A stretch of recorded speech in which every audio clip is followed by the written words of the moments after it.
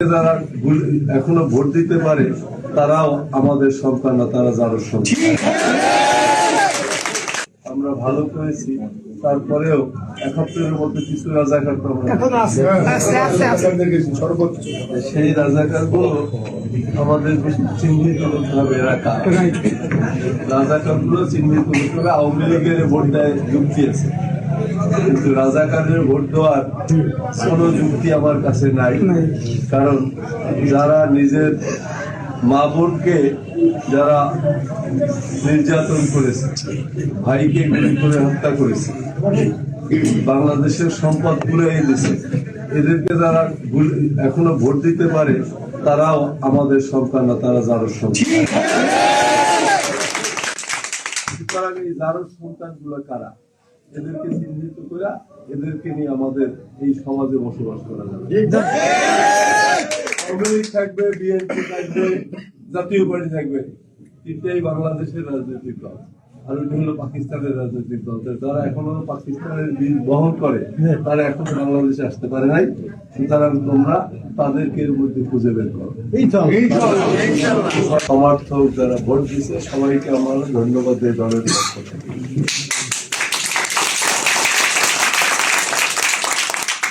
আমরা যে এখানে বিজয় এনেছি,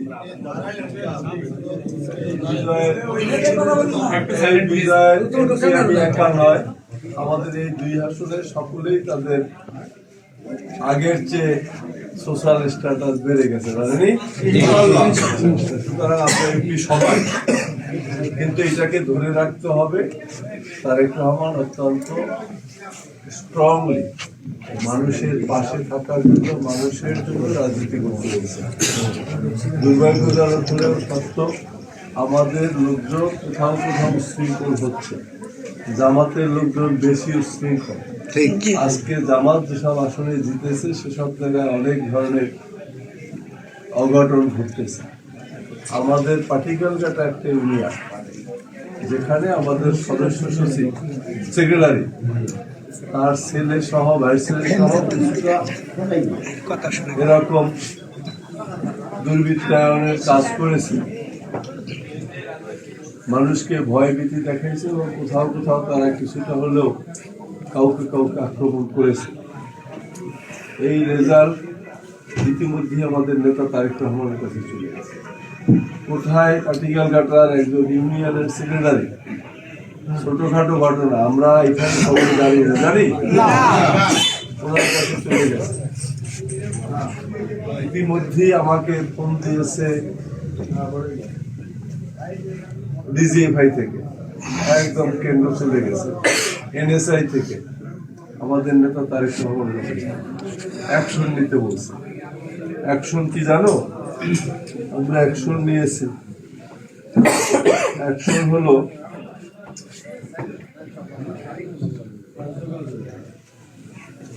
তাকে আমরা শোকজ করেছি, 24 ঘন্টা তাকে বহিষ্কার করি এবং পুলিশকে গ্রেপ্তার করার নির্দেশ দিয়েছি। কথা কি বুঝতে পারছো?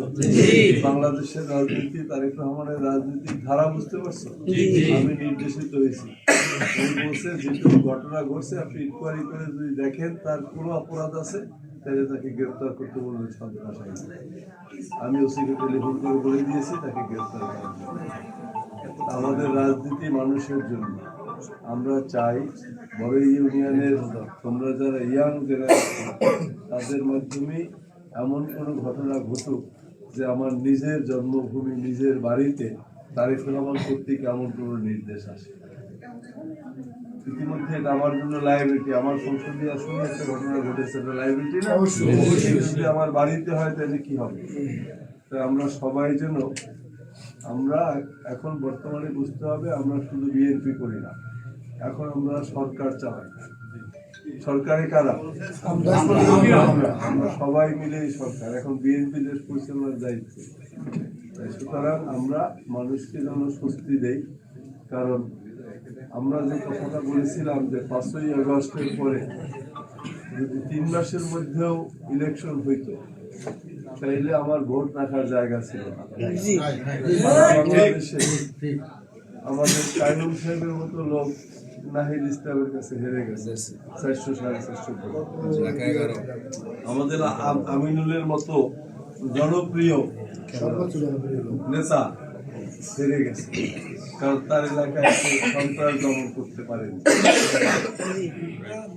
বুঝছো, আমরা এইসব জায়গায় দেখেছি যে আমরা চাই আমরা সবাই ভালো থাকবো, দল ভালো থাকবে। আর সেই হিসাবে আমি বলতেছি, তোমরা ছাত্র দল, যুব দল, স্বেচ্ছাসেবক দল, আমি আজ কালকে সকালে এখান থেকে চলে যাব, আমাকে ডাকছে ঢাকায়। আমাদের শপথ হবে, শপথে হয়তো বা তোমরা কিছু কিছু লোক যাবে, ইনশাল্লাহ আমরা থাকবো। তারপরে এলাকায় এসে যেভাবে এতদিন গণসংযোগ করছি, ঠিক সেইভাবে আমি খুব দ্রুতই বড় ইউনিয়নের বড় ইউনিয়নে বসেই নেব, কারণ সামনে আমাদের ইফতার পার্টি আসতেছে। ইফতার পার্টির মধ্যে ইউনিয়নে যুব দল, ছাত্র দল, স্বেচ্ছাসেবক দল নিয়ে আমাদের ইফতার পার্টি।